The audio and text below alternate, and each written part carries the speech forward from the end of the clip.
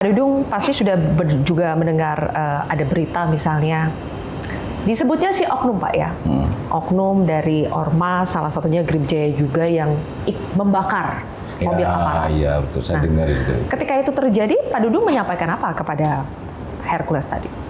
Nah, saya waktu itu belum tahu persis kejadian seperti itu.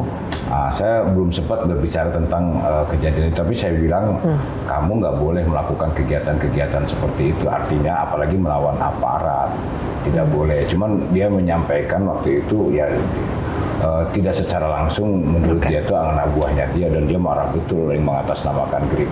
Nah, betul Pak. Karena ketika ada aksi-aksi seperti itu, akhirnya timbul kesan bahwa kok ini sepertinya mereka merasa sangat menguasai sekali negara ini, tidak takut, bahkan sudah sampai ke mobil polisi yang dibakar mereka. Dan kesan ini akhirnya membuat masyarakat berpikir, apakah mereka bisa seberani itu karena mereka ada backingnya, mereka juga dipelihara, entah itu oleh negara kah, oleh politisi kah, oleh aparat juga kah, sehingga akhirnya muncul keberanian-keberanian kenekatan seperti itu. Kalau menurut saya nggak ada yang backing itu, ya menurut saya harusnya aparat penegak hukum tegas dong, berani dong. Dia ini siapa? Mereka ini siapa sih? Dia tidak punya kekuatan berapa sih, kan begitu kan? Ya harusnya TNI, harusnya polisian itu harusnya berani. Dia sebagai penegak hukum, nggak usah dia belakangnya siapa, nggak ada itu. Ada isu-isu katanya di belakangnya Pak Prabowo itu bohong itu. Bohong Pak? Nggak ada itu. Saya tahu persis itu. Pak Prabowo ya mungkin kenal dengan semua ya. Beliau itu kan dengan masyarakat siapapun beliau kenal, kayak saya pun kan kenal sama dia. Jadi dan kemudian terus belakangnya terus akhirnya dia berani, enggak juga.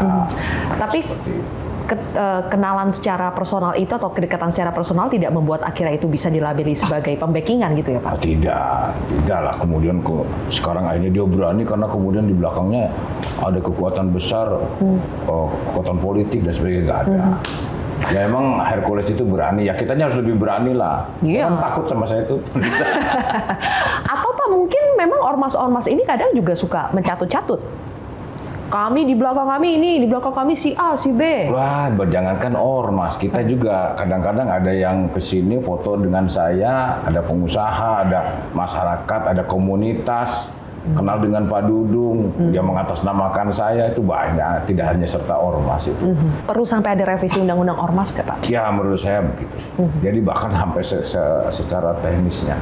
Artinya bahwa dari mulai pengguna uniform, kemudian kegiatan-kegiatan yang mereka lakukan, ini harus betul-betul disempurnakan lah kalau menurut saya. Undang-Undang nomor 17 tahun 2023 itu kan sebetulnya menjamin itu dari mulai aspek tujuannya, dari aspek kegiatan, bahkan sanksinya pun kan ada di situ. Kalau ormas itu sudah menyimpang, bisa dilakukan tindakan-tindakan hukum. Berarti kuncinya ketegasan? Ketegasan, ya ciri pemimpin itu satu lah Mbak, berani ngambil keputusan. Ya tuh keputusan itu kalau benar itu bagus, kalau salah masih bagus daripada tidak berani sama sekali. Ketegasan kalau menurut saya. Apakah selama ini aparat penegak hukum masih kurang tegas, Pak? Kurang tegas kalau menurut saya. Ya, udahlah jangan ada toleransi kalau sudah menyangkut masalah masyarakat, masalah kesejahteraan masyarakat, gangguan kepada masyarakat. Jangan ambil ya istilahnya nggak ada toleransi lah, jangan ngambil terlalu lunak lah sama mereka. Kan sudah saya contohin waktu saya Pangdam Jaya itu. Saya tegas lah, kalau mengganggu persatuan dan kesatuan, jangan berpikir panjang lah. Oke, kalau begitu Pak Jenderal, kita dukung lurus pemberantasan premanisme ya. Jangan sampai negara kita itu kalah dengan aksi-aksi preman ini. Terima kasih Pak Jenderal.